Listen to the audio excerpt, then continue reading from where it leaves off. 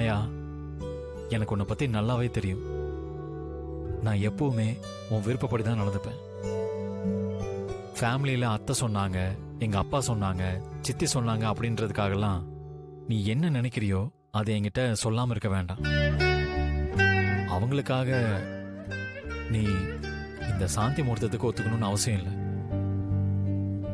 நீ அம்மாவுக்கு சத்தியம் பண்ணி கொடுத்துருக்கன்ற விஷயம் தெரியும் போதே எனக்கு ரொம்ப கஷ்டமா இருந்துச்சு மாயா. அம்மாவால நிறைய பிரச்சனைகள் வரும்போது கூட எல்லாத்தையும் தாங்கி நீ எதையுமே என்கிட்ட சொல்லாம இருந்திருக்க. அன்னைக்கே நான் உங்ககிட்ட சொன்ன மாதிரி உனக்கு ஒரு நல்ல கணவனா இருக்கிறது மட்டும்தான் என்னோட லட்சியம், கனவு, ஆசை எல்லாமே. எந்த விதத்திலையும் உன்னை கஷ்டப்படுத்த நான் விரும்பல மாயா. உனக்கு எப்போ நம்ம குடும்ப வாழ்க்கை ஆரம்பிக்கலாம்னு தோணுதோ அப்ப சொல்லு. அப்ப நாம சந்தோஷமா ஆரம்பிக்கலாம். அது வரைக்கும் எவ்வளவு நாள் ஆனாலும் காத்துக்கிட்டு இருப்பேன். என்ன மாயா, நான் இவ்வளவு பேசுறேன், நீ எதுவுமே பேச மாட்டேங்கிற. மாயா, உன்னதான் கேக்குறேன். ஒன்னும் சீனு, அது சாப்பிடலையா? ஏய், ஏன் இன்னும் சாப்பிடல? இரு, நான் ஏதாவது சாப்பிட எடுத்துட்டு வரேன். சீனு, நீ போனா அத்தை, மாமா, பெரியம்மா எல்லாம் கோவம் ஆயிடுவாங்க.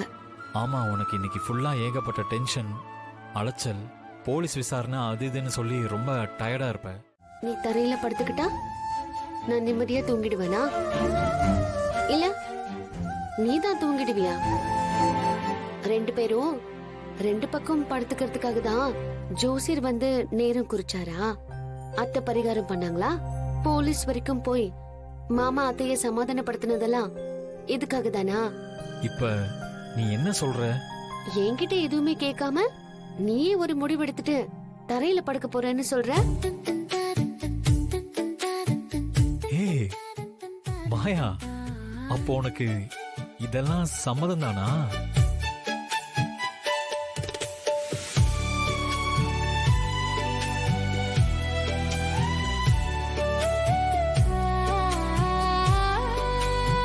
என்ன லுக்கு? ரொமான்டிக் லுக்கு. ஒன்லி லுக்கு மட்டும் தானா? கையெல்லாம் பிடிக்க மாட்டியா?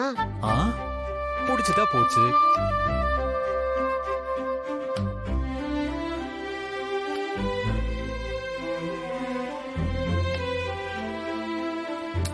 கையவே ரொம்ப நேரம் பிடிச்சுக்கிட்டு இருக்க, கட்டியெல்லாம் பிடிக்க மாட்டியா?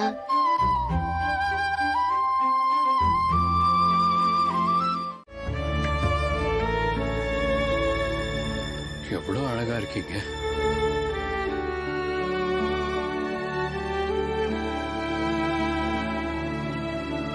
நான் உங்களை ஒரு தடவை கூட பார்த்ததே இல்லம்மா.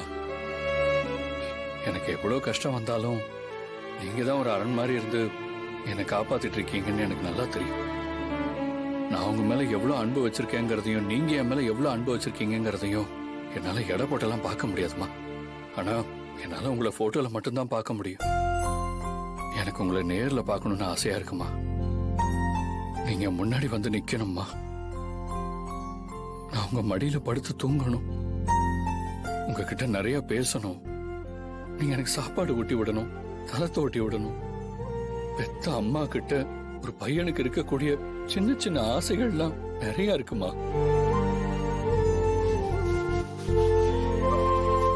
என்னை பார்க்க எப்பமா வருவீங்க? நான் உங்களை போட்டோல மட்டும்தான் பார்க்க முடியும். ஆனா நீங்க நினைச்சா என்ன பார்க்கலாம்ல. நான் தான் உங்களை பார்க்க முடியல. நீங்க என்ன பாருங்கம்மா. வணக்கம்மா. வணக்கம்மா. நான் சொல்ற நேரத்துல ஹோட்டல்ல கரண்ட கட் பண்ண. சரிங்கம்மா. கதிர் கரண்ட் கட் ஆயிடுச்சுன்னு கால் பண்ணா அந்த ஏரியா எல்லா இடத்துலயும் கரண்ட் இருக்கு. உங்க ஹோட்டல்ல தான் ஏதோ பிரச்சனை. யாராவது எலக்ட்ரிஷியனை கூப்பிட்டு சரி செய்யுங்கன்னு சொல்லணும். பண்ணிடலாம் அண்ணா.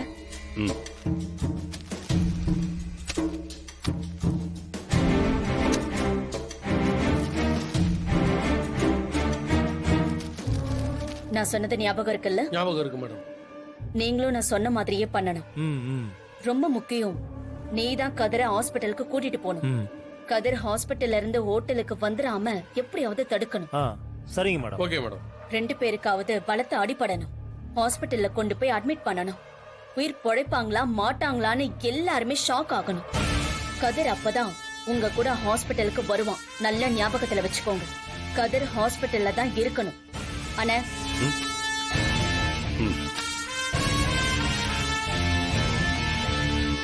சரி, நீங்க 3 பேரும் கிளம்புங்க. சரிங்க வரோம்மா. வரேம்மா.